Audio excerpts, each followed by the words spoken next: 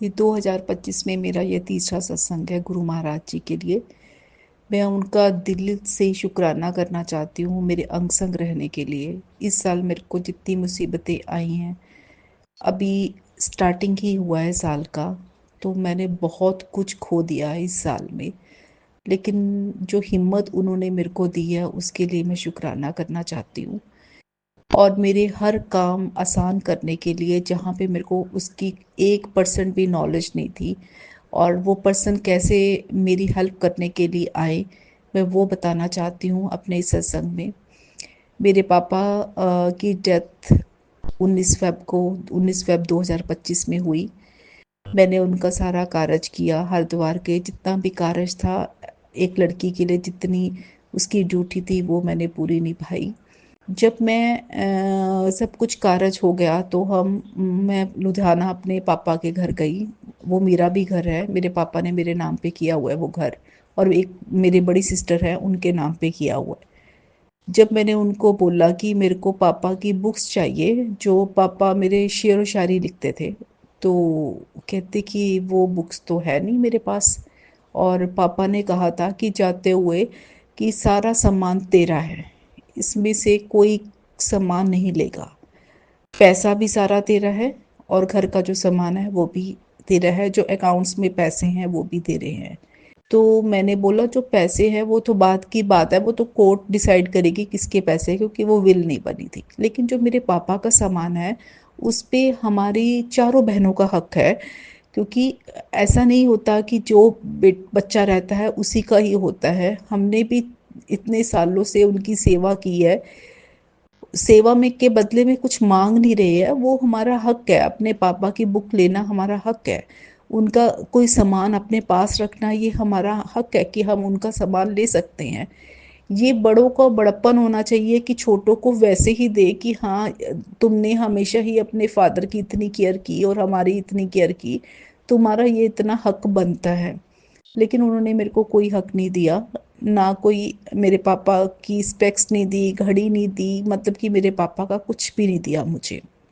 मुझे इस बात का बहुत ज़्यादा फील हुआ, और मैं रोई भी बहुत आके अपने गुरु पा के सामने कि मेरे साथ आपने ऐसा क्यों किया। मेरे पापा भी चले गए, और थोड़ा थोड़ा मैं इमोशनल हो गई हूँ, इसके लिए मैं माफ़ी चाहती हूँ। मतलब कि ना मेरे मम्मा है ना मेरे पापा हैं, और मेरा कोई बेबी भी नहीं है, तो मेरे लिए वो सब कुछ थे। मतलब कि उनके जो बच्चे थे मैं उनको अपनी बच्चों की तरह ही पाला था मैंने। मतलब कि पैसा एक ऐसी चीज होती है जो आपके रिश्ते खराब करता है। एंड मोमेंट पे जब हमारी एज 50+ होने वाली है, तो जो चेहरे गुरुपा ने मेरे को दिखाए लोगों के, वो एकदम तो बर्दाश्त करना बहुत मुश्किल है, जिसके लिए आपने अपनी सारी उम्र लगा दी अपनी बहनों उनके बच्चों के लिए, उनको सब कुछ ख्याल, फाइनेंशियल उनकी सपोर्ट की। उनको जब भी कुछ चाहिए तो वो अपनी मम्मा से नहीं मासी से मांगते थे, मतलब कि सब कुछ देने के बाद भी मेरे हिस्से में बिग जीरो आया। पापा क्या करके गए क्या नहीं करके गए वो मैटर नहीं करता, जो रिश्ता मैंने निभाया पूरे शिद्दत से, ठीक है ना, वो उसका रिजल्ट बस इतना आया कि आज के बाद तू इस घर में एंटर नहीं होगी, जबकि वो मेरा ही घर है। तो ये मैं बताना चाहती हूँ कि गुरुपा ने वो जो मेरे को इनकी मेरी नज़रें खोली और मेरे को दूर तक दिखाया। अगर मेरे पापा भी चले गए हैं ना, तब भी मैंने इन्हीं का साथ देना था कितने सालों तक, जब मैंने बुजुर्ग हो जाना था। मेरे पापा के जाते ही भगवान जी ने, गुरुपा ने मेरे को इनके असली चेहरे दिखाए। वो असली चेहरे जो मैं इतने सालों तक नहीं देख पाई। गुरु महाराज जी 2024 में ही मेरी ज़िंदगी में आए, और 2024 से उन्होंने बहुत से लोगों के असली चेहरे मेरे को दिखाए। हम इमोशनल होके बहुत से लोगों का बहुत कुछ कर देते हैं, लेकिन भगवान जी हमें ये सिखाते हैं कि बैलेंस होके चलना चाहिए हमेशा लाइफ में। इमोशन इसलिए है क्योंकि हम दिल से अच्छे हैं। आज भी अगर हमारे साथ बुरा हो गया ना, तो कल कोई हेल्प के लिए आएगा ना तो हम रेडी रहेंगे। हम पिछला वाला लेसन भूल जाएंगे कि हमारे क्या लेसन सीखा था पिछले में। बस ये है कि एक कदम वो हम पीछे लेंगे, जब तक कोई हेल्प के लिए बोलेगा नहीं हम आगे होके हेल्प नहीं करने वाले। ये सीखा है मैंने इस लेसन में कि लाइफ जो है वो एक जैसी नहीं रहती है। हम ये सोच सुनते थे कि हर चीज़ टेम्परेरी है, वो आज रियलाइज हुआ है जब रिश्तों में मैंने उनको देखा, उनका एटीट्यूड बदल गया। पैसा क्या चीज़ होती है कि पैसा आते ही आपके रिश्ते ख़त्म हो गए। इतने साल एक ही माँ की कोख में पैदा हुए, माँ का दर्जा मैंने अपनी माँ के बाद उनको दिया, अपने माँ का दर्जा। उन्होंने एक मिनट भी नहीं सोचा कि इस लड़की ने मेरी ज़िंदगी को ग्रोथ करने के लिए कितना कुछ किया, मैं उनके साथ कैसे बिहेव कर रही हूँ। तो मैं गुरुपा जी का शुक्राना करना चाहती हूँ। दुख लगा लेकिन आंखें खुली, उसके लिए मैं उनका शुक्राना करना चाहती हूँ कि मेरे को ऐसे लोगों से अब दूर से स्मेल आ जाती है कि ये मेरे लिए ठीक है या मेरे लिए नहीं ठीक है। और नहीं ठीक है तो गुरुपा कुछ ना कुछ ऐसा कर देते हैं कि मेरे को उनकी असलियत पता चल जाती है। तो मैं उनका शुक्राना करना चाहती हूँ दिल से, मेरे साथ रहने के लिए इस दुख की घड़ी में। मैं उनसे सुबह शाम बात करती हूँ। आप अगर बैठ के एक बार उनसे बात करके देखोगे ना, आपको सॉल्यूशंस मिलने स्टार्ट हो जाएंगे। और आप ये भी महसूस करोगे कि मेरा जो पाथ था बहुत ज़्यादा मुश्किल था लाइफ का, लेकिन उन्होंने ऐसे ही हाथ और गोदी में पकड़ के आपको उसमें से तार दिया। ये मैंने महसूस किया है इन 2 महीनों में जब मैंने अपने पापा को खोया। मेरी लाइफ में बहुत ज़्यादा फाइनेंशियल इश्यूज आए, प्रॉब्लम्स आई, स्ट्रगल मैंने बहुत की, लेकिन भगवान जी की कृपा से मेरे को गुरुपा का मैं बहुत बहुत शुक्राना करना चाहती हूँ दिल से कि वो मेरे अंग संग रहे। और हाँ, अभी भी हैं, अभी मैं बात कर रही हूँ, अभी भी मैं, मेरे रोंगटे खड़े हो रहे हैं इस चीज़ को सुनाते हुए कि मैं कितने दुख से निकली और कैसे उन्होंने मेरे को इतना ज़्यादा स्ट्रॉन्ग बच्चा बनाया। उसके लिए मैं शुक्राना करना चाहती हूँ। अब मैं अपने सत्संग को विराम देना चाहती हूँ। ओम नमः शिवाय, शिव जी सदा सहाय। ओम नमः शिवाय, गुरु जी सदा सहाय। ओम नमः शिवाय, शिव जी सदा सहाय। ओम नमः शिवाय, गुरु जी सदा सहाय। आइए संगत जी, अब सुनते हैं अगला सत्संग। जय गुरु जी, शुक्राना गुरु जी, अनंतम अनंतम शुक्राना गुरु जी। ओम नमः शिवाय, शिव जी सदा सहाय। ओम नमः शिवाय, गुरु जी सदा सहाय। ओम नमः शिवाय, शिव जी सदा सहाय। ओम नमः शिवाय, गुरु जी सदा सहाय। ओम नमः शिवाय, शिव जी सदा सहाय। ओम नमः शिवाय, गुरु जी सदा सहाय। मैं इस प्लेटफॉर्म पे अपने पहले भी सत्संग शेयर कर चुकी हूँ। मीना आंटी ने हमेशा मेरे जब भी सत्संग डाले हमेशा शेयर किए हैं। शुक्राना aunty ji, thank you aunty ji, आपने मेरे लिए बहुत बहुत बहुत परेशानी में आपने मेरा हाथ पकड़ा था, गुरुजी ने पकड़वाया था आपके थ्रू। अब मैं बहुत परेशान थी, मैंने जब पहला सत्संग आपको लिखा था तो आपने शेयर किया था। उस समय आंटी को मैंने जो लिखा था सत्संग अपना पहला, कुछ गड़बड़ सी पेज भी हो गए थे, कई बार फोटो ठीक से नहीं खींची। आंटी ने भी फोन करके व्हाट्सएप पे बोला बेटा ये ठीक से नहीं है, दोबारा भेजो, दोबारा भेजा। पर मुझे पता था होगा नहीं होगा, बहन सा था कुछ, पर आंटी ने मेरा यहाँ तक साथ दिया। बहन का आंटी ने बहुत बहुत शुक्राना आंटी आपका भी। मैंने बीच में भी जनवरी में सत्संग शेयर किया था अपनी बेटी के लिए। मेरी बेटी बर्न पेशेंट है, पहले से बहुत ठीक हो गई है, गुरु जी उसको ठीक कर रहे हैं, उसको ब्लेस कर रहे हैं। मैंने कहा था एक सत्संग में, उसके पेपर गुरुजी ने दिलवा दिए हैं, नंबर जो भी आएंगे गुरुजी जाने। मुझे तो उम्मीद नहीं थी कि वो पेपर भी दे पाएगी, जो ऐसी उसकी कंडीशन थी। पिछले साल तो इन दिनों में पैर में पट्टियां बन रही थी, खून थी रहती थी, एक एक पट्टी 10-10 किलो के जो बैग आते हैं पॉलिथीन के वो भर जाते थे, ढेरों ढेरों पट्टियां बनती थी। पर आज 9 अप्रैल, आज बेटी अपनी फ्रेंड के साथ और मेरी छोटी बेटी से बाहर गई है घूमने के लिए, थोड़ा मूड चेंज हो जाए। उसके पेपर भी खत्म हुए थे 24 मार्च को, उससे पहले एक बार और गई थी 24 मार्च के बाद एग्जाम के बाद आज फिर गई है। शुक्राना गुरुजी, मैंने सोचा भी नहीं था। चाहे अपनी बॉडी को पूरा कवर करके, ढाटा फेस पे कवर करके, जैसे लड़कियां वो कपड़े बांध के जाती हैं, क्योंकि फेस तो उसका भी ठीक है नहीं। अब एक हाथ की सर्जरी भी होनी है, खैर सर्जरी तो दोनों हाथों की होगी, उसके दोनों हाथों, उल्टा हाथ तो उसका मुड़ चुका है, सीधा हाथ से उसने पेपर दिए, सीधा हाथ भी जुड़ा हुआ है, पर इतना नहीं उसने पेपर दे दिए थे। गुरुजी ने दिलवा दिए पेपर उसको ब्लेस करके। उस गुरुजी ने अपनी बहुत उस पर कृपा बनाए रखी है। अब गुरुजी जाने उसे कैसे आगे करना है क्या नहीं। मैंने तो अपने बेटे को गुरुजी को सरेंडर कर दिया था जब मुझे पता नहीं था कुछ क्या होता है। बस मैं जय गुरुजी शुक्राना गुरुजी करती थी। मंत्र भी नहीं पता था, बाद में चला। मंत्र भी बाद में बोलना शुरू करा था। उसको गुरुजी ने जैसे ब्लेस करा है, 3 बार बड़ी मंदिर बुला लिया उसको। वहाँ पे 2 बार तो अपने पापा के साथ और मेरे साथ 1 बार अपने पापा छोटी बहन फ्रेंड के साथ गई थी एग्जाम होने से पहले। अब उसके स्कूल वाले बोल रहे हैं कि हम इसको साइंस नहीं देंगे क्योंकि ये पेशेंट है, ये स्कूल तो आएगी ही नहीं। और साइंस के लिए प्रैक्टिकल होते हैं, तो आना जरूरी होता है। बेटी कह रही मुझे साइंस चाहिए, स्कूल वाले कह रहे हैं आर्ट्स देंगे। अब समझ में नहीं आता। उन्होंने कहा किसी और स्कूल में एडमिशन करवा दो। गुरुजी जाने जिसके लिए जो सही होगा वो करेंगे। मैं तो बहुत परेशान रही थोड़ा।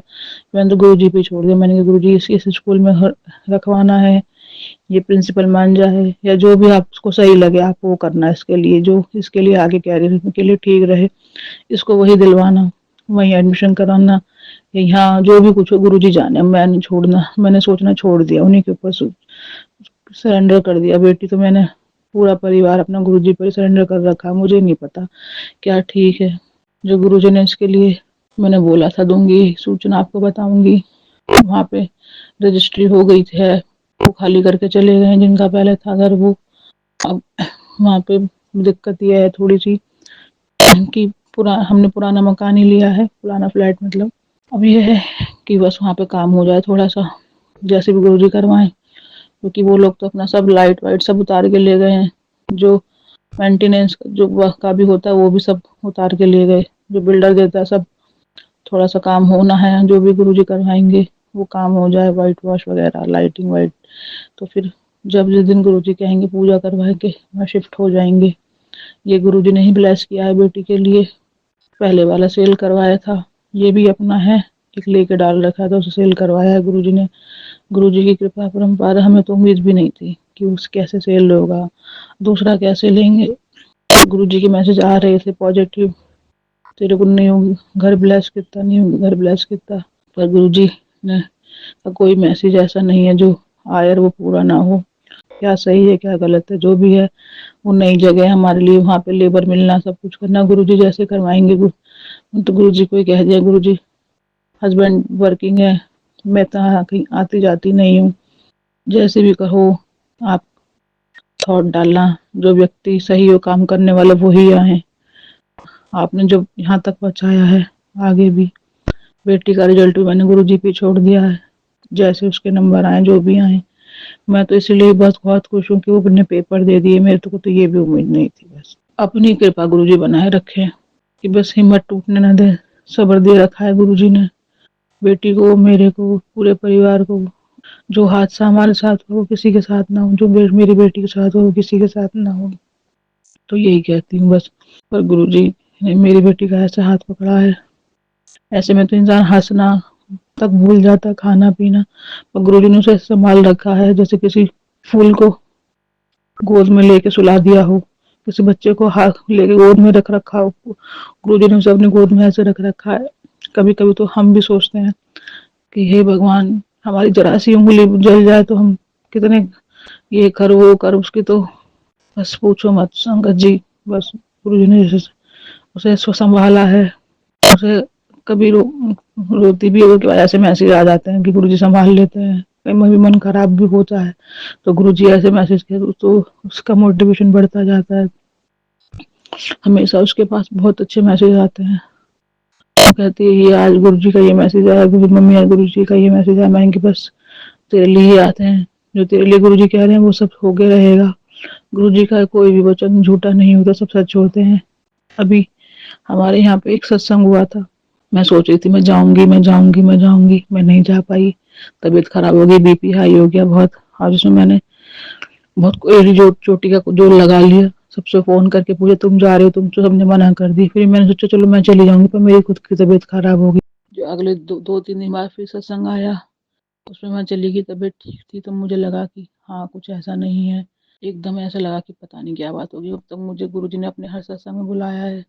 बेटी को वहाँ से प्रसाद भी मिला है, जल प्रसाद वो बेटी पीती भी है, कभी कभी आनाकानी कर जाती, कभी पीती भी है। हमें किसी ने बताया कि जल प्रसाद को उसके जो गोले का तेल है उसमें मिला के थोड़ा सा उसकी बॉडी पे लगाएं, तो वो भी लगाती है। धीरे धीरे गुरुजी उसको ठीक कर रहे हैं और उसको विश्वास भी उसका कायम कर रहे हैं, उसको हिम्मत दे रहे हैं। अब जो गुरुजी ने संभाला है उसे, मेरे पूरे परिवार को वो गुरुजी ही जानते हैं। मेरा परिवार उस मोड़ पे आके खड़ा हो गया था जहाँ ऐसा लगता था कि क्या होगा और क्या नहीं, क्वेश्चन मार्क सा लग गया था। मुझे तो ऐसा लगता था बस जैसे कहते हैं ना, चक्रव्यूह में फंस गई हूँ, कैसे निकलूंगी, कौन निकालेगा, क्या होगा। गुरुजी ने धीरे धीरे धीरे सब रास्ते खोले, जैसे जाना है, जहाँ जाना है, कौन ठीक है कौन गलत है, सब दिखा दिया गुरुजी ने। सर्जरी होती थी, दो दो बार यहाँ से पैकिंग करके जाते, वहाँ कहते थे डॉक्टर आज नहीं अगले दिन आना, आज नहीं अगले दिन, आज नहीं एक हफ्ते बाद आना। गाजियाबाद से दिल्ली जाना, पैकिंग करना, बेटी को लेके जाना, सारा सामान, फिर मना हो जाती थी। ऐसी ऐसी परीक्षा हुई। कहते हैं गुरुजी नींबू की तरह निचोड़ते हैं, जो अब दे रहे हैं, जो कर रहे हैं, वो अनएक्सपेक्टेड था, है। मैं सोचती हूँ ना वो दिन और आज का दिन, तो बस ऐसा लगता है कि शायद खाई में से निकाल के गुरुजी ने कहाँ खड़ा कर दिया। 1 साल पहले मुझे ऐसा लगता था कि मैं बचूंगी नहीं, सांस आ रही है नहीं, बॉडी शेक करती रहती थी, बेटी को देख के घबराहट होती थी, क्या होगा बच्चों से। हस्बैंड जी किससे कुछ नहीं कहती थी। रोटी खाई तो खाई, नहीं खाई जाती थी, हलक में ही नहीं चलती थी, ऐसा लगता था जैसे मुंह में घुल रही है। बस ये लगता था कि ये ठीक हो जाए, ये ठीक हो जाए, ये ठीक हो जाए, गुरुजी बस ये ठीक हो जाए। पर गुरुजी ने पहले मुझे हेल्थ ब्लेस करी, मेरी तबीयत ठीक होनी शुरू हुई, कॉन्फिडेंस आना शुरू हुआ। सबसे पहले गुरुजी ने मुझे फिर अपने सत्संग में बुलाया, तब मुझे गुरुजी ने धीरे धीरे इस कष्ट से निकाला, कॉन्फिडेंस लाए। हाँ मैं हूँ ना, तो चिंता मत कर, हाँ मैं हूँ ना, सब मुझ पे छोड़ दे, सब मुझ पे छोड़ दे। मैंने सब कुछ गुरुजी पे छोड़ दिया। जय गुरुजी, शुक्राना गुरुजी, अनंतम अनंतम शुक्राना गुरुजी। संगत जी, मैं अपने सत्संग को यहीं विराम देती हूँ और अगले सत्संग की तैयारी करती हूँ। जय गुरुजी, शुक्राना गुरुजी। ओम नमः शिवाय, शिव जी सदा सहाय। ओम नमः शिवाय, गुरु जी सदा सहाय। ओम नमः शिवाय, शिव जी सदा सहाय। शिवाय गुरु जी सदा सहाय। ओम नमः शिवाय, शिव जी सदा सहाय। ओम नमः शिवाय, गुरु जी सदा सहाय। जय गुरु जी, शुक्राना गुरु जी। जय गुरु जी संगत जी, अगर आप भी अपना सत्संग संगत परिवार के साथ साझा करना चाहते हैं तो डिस्क्रिप्शन में दिए व्हाट्सएप नंबर पर लिखकर या अपनी आवाज में रिकॉर्ड कर कर हमें भेज सकते हैं। संगत जी, जब भी आप सत्संग लिखकर भेजें तो साफ साफ अक्षरों में लिखें, और जब भी आप वॉइस रिकॉर्ड कर कर भेजें तो किसी शांत जगह पर रिकॉर्ड करें। संगत जी, आपसे एक विनती है कि सत्संग वीडियो को आगे जरूर शेयर करें ताकि ज्यादा से ज्यादा संगत परिवार को गुरु जी की ब्लेसिंग मिल सके। ओम नमः शिवाय, शिव जी सदा सहाय। ओम नमः शिवाय, गुरु जी सदा सहाय।